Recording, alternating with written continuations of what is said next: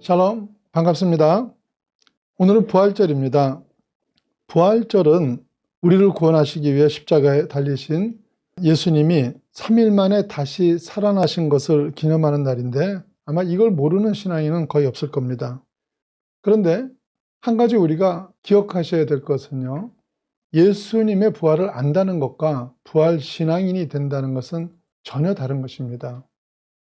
많은 사람들이 부활절 올 때마다 예수님의 부활이 역사적인 사실인 것을 증명하라고 이렇게 애를 썼는데요. 그런데 사실 하나님을 안 믿는 사람은 이 부활이 전혀 엉뚱한 소리고 영 안 믿어지는 이야기지만 믿는 사람에겐 부활이 전혀 이상할 이유가 없습니다. 성경의 제일 첫 번째 말씀이죠. 창세기 1장 1절. 태초에 하나님이 천지를 창조하시느니라. 신앙은 이 말씀을 믿는 데서부터 출발합니다. 그러니까 우리는 무에서 천지를 창조하시고 생명을 불어넣으신 하나님을 믿는 사람들입니다. 그 하나님께서 죽은 자에게 다시 생명을 불어넣으신다는 게 그렇게 대단한 일이 아니잖아요. 그렇기 때문에 창세기 1장 1절을 믿는 우리에게는 예수님이 부활하셨느냐 안 하셨느냐 하는 것은 전혀 문제가 되지 않습니다. 그건 얼마든지 받아들일 수 있는 얘기예요.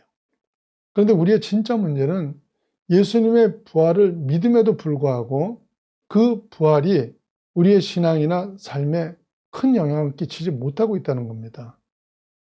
그런데 이건 우리만의 문제는 아니었습니다. 예수님 당시의 제자들도 부활을 알았다고 해서 그 부활이 그들의 삶을 뒤집어놨던 것은 아닙니다.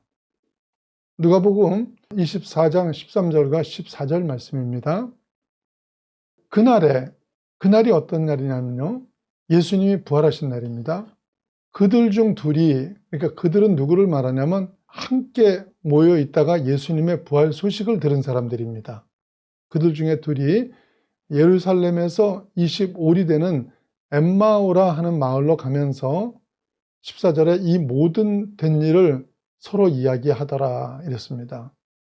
제자들과 함께 부활 소식을 들은 두 사람이 엠마오라는 마을로 가면서 그동안 있었던 일에 대해서 서로 이야기를 주고받았습니다. 15절에 그들이 서로 이야기하며 문의할 때 예수께서 가까이 이르러 그들과 동행하시나. 예수님이 가까이 오셔서 그들과 동행을 하셨는데 16절 보시면 그들의 눈이 가려져서 그인 줄 알아보지 못하거늘 그러면서 예수님을 알아보지 못합니다. 그 다음에 7절 보시면요. 예수께서 이르시되 너희가 길 가면서 서로 주고받고 하는 이야기가 무엇이냐 하시니 두 사람이 슬픈 빛을 띠고 머물러 섰더라. 예수님께서 무슨 얘기를 서로 주고받았냐고 물으니까 슬픈 표정을 하면서 멈춰 섰어요. 자, 가만히 생각해 보세요. 이들이 부활을 알고 있었습니까? 모르고 있었습니까? 알고 있었죠. 근데 지금 주님과 동행하고 있습니까? 안 하고 있습니까? 예수님과 동행을 하고 있죠. 그러니까 예수님의 부활을 알고 그 부활하신 주님과 동행하고 있음에도 불구하고 주님을 인식 못하니까요. 동행하고 계신 주님을 인식 못하니까 힘이 쭉 빠져 있고 시리에 빠져 있는 겁니다. 오늘날 많은 크리스찬이 똑같습니다. 많은 크리스찬들이 예수님의 부활을 알고 그분을 주님으로 고백하고 또 예배나 큐티의 은혜 받고 있으면서도 부활하신 예수님과의 동행을 인식하지 못합니다. 그래서 부활을 알아도 그 부활이 엠마오 가는 두 제자에게 실제 영향을 못 끼쳤던 것처럼 똑같이 우리에게도 별 영향을 못 끼치고 있는 겁니다. 그래서 왜 그렇겠습니까 하는 건데요. 거기엔 크게 우리가 두 가지 이유로 생각해 볼 수 있습니다. 첫째는 부활하신 주님이 성령을 통해서 우리 안에 거하신다는 걸 교리로는 믿는데 그것이 내게 이미 일어난 실제라는 것을 느끼지 못하고 살고 있기 때문에 그렇습니다. 엠마오 가는 두 제자를 보십시오. 그들은 이미 예수께서 부활하셨다는 소식을 들었습니다. 그리고는 자신들의 입으로 그 소식을 전하기까지 하죠. 누가복음 24장 22절과 23절 말씀 보시면요. 또한 우리 중에 어떤 여자들이 우리로 놀라게 하였으니 이는 그들이 새벽에 무덤에 갔다가 그의 시체는 보지 못하고 와서 그가 살아나셨다는 천사들의 나타남을 보았다 함이라. 이러면서 예수님 부활 소식을 지금 남에게 전하고 있어요. 그럼에도 불구하고 이들은 부활의 감격과 능력을 가지고 있는 것이 아니라 슬픈 표정을 하고 각기 제 갈 길을 가고 있는 겁니다. 이런 제자들을 향해서 예수님께서 25절에 이르시되 미련하고 선지자들이 말한 모든 것을 마음에 더디 믿는 자들이여, 이러면서 책망을 하십니다. 그런데 사실 이게 바로 우리들의 이야기죠. 주님이 부활하신 것과 그분이 성령님을 통해서 내 안에 계신 것을 우리는 다 알고 있습니다. 그래서 그걸 가르치기도 하고 전하기도 합니다. 그런데 실제 삶에서 그걸 느끼거나 체험하지 못하는 거예요. 그리고 그걸 별로 이상하게 여기지도 않습니다. 이게 교리적으로는 믿는데 실제로 감각이 없는 게 습관화가 돼버린 거예요. 여러분요, 스마트폰을 새로 샀는데 먹통이에요. 몇 번씩 번호를 눌러도 아무 소리도 들리지 않아요. 그러면 어떻게 합니까? 곧바로 AS를 받으러 갈 겁니다.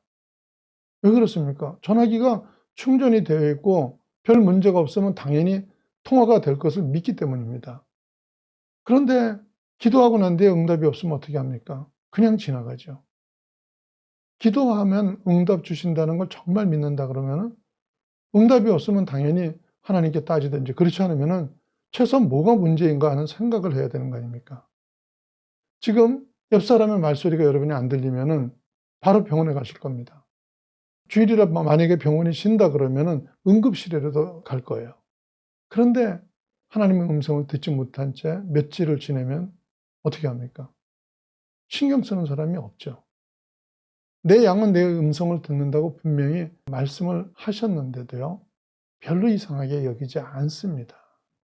그렇습니다. 우리들 대부분이 성경의 말씀을 교리로는 믿는데 그 말씀이 실제 내 삶의 경험이 되는 것에 대해서는 그다지 믿음이 없습니다. 그렇기 때문에 숱하게 많은 일들이 말씀대로 되지 않아도 별로 이상하게 여기지 않습니다. 예수님은 이런 크리스천을 향해서 25절에 이르시되 미련하고 선지자들이 말한 모든 것을 마음에 더디 믿는 자들이여 라고 말씀하신 겁니다. 두 번째로, 부활하신 예수님이 나와 함께 계셔도 실제 내 삶에 영향이 없는 이유는 내가 죽지 않아서 그렇습니다. 갈라디아서 2장 20절 말씀입니다. 내가 그리스도와 함께 십자가에 못 박혔나니 그런즉 이제는 내가 사는 것이 아니요 오직 내 안에 그리스도께서 사시는 것이라. 내 안에 예수님이 계십니까, 안 계십니까? 분명히 계십니다. 그런데 내 안에 계신 그분이 나를 지배하고 사시기 위해서 선행돼야 되는 일이 뭡니까? 내가 죽는 거죠. 나의 자존심, 내 고집, 욕망, 집착, 분노, 죄의 습관들을 먼저 십자가에 못 박아서 죽여야 됩니다. 그렇게 할 때 로마서 6장 8절 말씀입니다. 만일 우리가 그리스도와 함께 죽었으면 또한 그와 함께 살 줄을 믿노니, 이러면서 그때 비로소 부활하신 예수님과 함께 사는 것을 체험하게 되는 것입니다. 그래서 실제로 도저히 용서할 수 없는 그 사람을 예수님 때문에 내 감정을 죽이고 용서했을 때 어떤 일이 일어났습니까? 절대 꺾지 못할 자기 고집을 예수님 때문에 꺾었을 때 어떤 경험을 했습니까? 내 안에 계신 주님의 위로하심과 감동을 경험해 본 분들이 여기에도 많이 있지 않습니까? 그렇습니다. 나를 십자가에 못 박고 예수로 사는 그 삶이 있을 때 비로소 부활하신 예수님이 나와 함께 계신다는 게 인식이 되고 그분의 능력으로 사는 크리스천이 되는 것입니다. 사랑하는 여러분, 여러분은 부활을 아는 사람이 아니라 부활 신앙을 가진 제자가 되셔야 합니다. 진정한 부활 신앙은 예수님이 살아나셨다는 것을 아는 것만이 아니라 그 부활하신 예수님이 지금 나와 함께 계신 것을 실제로 경험하는 신앙입니다. 베드로를 비롯한 제자들이 부활하신 예수님을 직접 대면했을 때 놀라기는 했지만요, 부활의 기쁨과 능력을 가지고 있지는 못했습니다. 예수님이 부활하셨다고 떠들고 다니다가 죽임을 당하게 될까 봐 두려워 오히려 조용히 숨어서 지내버렸습니다. 예수님도 그런 제자들을 책망하거나 부활을 증거하며 다니도록 몰아내지 않으셨습니다. 부활을 확인한 그것으로 일하게 하신 것이 아니라 오히려 기다리라고 말씀하셨죠. 사도행전 1장 4절 말씀입니다. 사도와 함께 모이사 그들에게 분부하여 이르시되 예루살렘을 떠나지 말고 내게서 들은 바 아버지께서 약속하신 것을 기다리라. 뭘 기다리라 그러신 거냐면요, 사도행전 1장 8절 말씀입니다. 오직 성령이 너에게 임하심은 너희가 권능을 받고 예루살렘과 온 유다와 사마리아 땅끝까지 이르러 내 증인이 되리라 하시니라. 하면서 성령이 임하기를 기다리라고 하셨습니다. 그리고 그 성령님을 통해서 부활하신 예수님이 내 안에 계신 후에 증인이 되라고 말씀하신 거예요. 그리고 오순절 다락방에 모인 120명의 제자들에게 성령이 임하시자 그들의 신앙이 완전히 변하게 됩니다. 부활하신 예수님이 잠깐 함께 계시다가 떠나버리신 것이 아니라 이제 우리와 영원히 함께 계시게 된 것을 확인하게 되자 그들은 죽음도 두려워하지 않는 부활신앙이 생기게 된 것이고요. 그러자 이제까지 아무것도 할 수 없었던 그 제자들이 그들의 설교를 통해서 3,000명, 5,000명이 회개하는 놀라운 역사가 일어나게 되는 것입니다. 기독교는 그저 교회를 다닌 사람들로 인해 생명의 역사가 이어져 온 것이 아닙니다.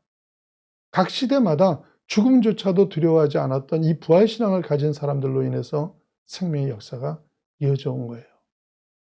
노벨문학상을 받은 소련 작가 솔제니치는 스탈린 치하에서 체제를 비방하는 반역자로 몰려서 시베리아 강제 수용소에 특별 범죄자로 구분되어 완전 인간 이하의 취급을 받았습니다. 그리고 식구들은 다 흩어졌죠.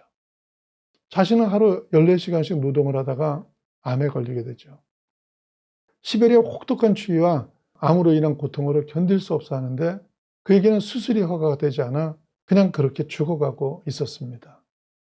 그때 수용소 안에는 코든 벨트라는 젊은 유대인 위사한 사람이 있었는데 모진 고문 때문에 수용소 병동에 보내진 한 크리스찬이 목숨을 걸고 코든 벨트에게 복음을 전합니다.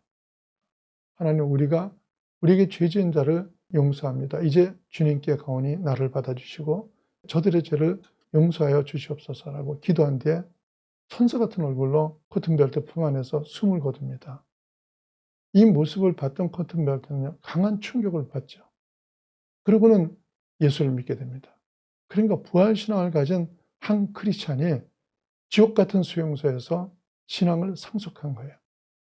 그래서 코튼벨트가 예수를 받아들이고 두 가지 결심을 합니다. 첫째는 이 놀라운 사랑을 가르쳐준 그 그리스도인들처럼 사람들을 용서하겠다는 결심을 했습니다. 또 하나는 나에게 기쁜 소식이었던 이 복음을 나도 누군가에게는 전하겠다는 결심을 합니다. 그리고는 수용소 안에 온갖 부정이 있었지만 일체 그런 일에 가담하지 않고 신앙인답게 살아갔습니다. 그러는 중에 암으로 고생하는 솔제니친을 만난 거예요. 아까 말씀드린 대로 솔제니친은 수술 환자 명단에 없었기 때문에 이 코튼벨트가 수술할 수 없는데요. 그런데 수술하기로 결심하고 밤에 몰래 수술합니다. 그리고 극심한 고통 중에 있는 솔제니친의 곁에서 밤새도록 간호를 하면서 자신이 만난 예수를 전했습니다.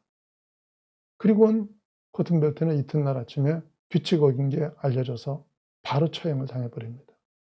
하지만 부활신앙을 가졌던 그의 복음은요, 솔제니친에게 다시 상속이 됩니다. 그리고 솔제니친을 통해서 세계 모든 사람들에게 증거가 되고 영향을 끼치게 됩니다. 사랑하는 여러분요, 예수 부활을 아는 게 다가 아닙니다. 수많은 크리스찬들이 부활을 알고 이 부활절을 기념하고 심지어는 예수 부활을 전하기까지 하지만 그들이 그렇다고 부활의 능력을 체험하고 삶이 바뀌는 것은 아닙니다. 여러분은 부활을 아는 자가 아니라 부활하신 예수님이 함께 사시는 부활신앙이 되셔서 날마다 주님이 주신 능력과 감동으로 살아가는 참 크리스천이 되시기를 예수님 이름으로 축원합니다.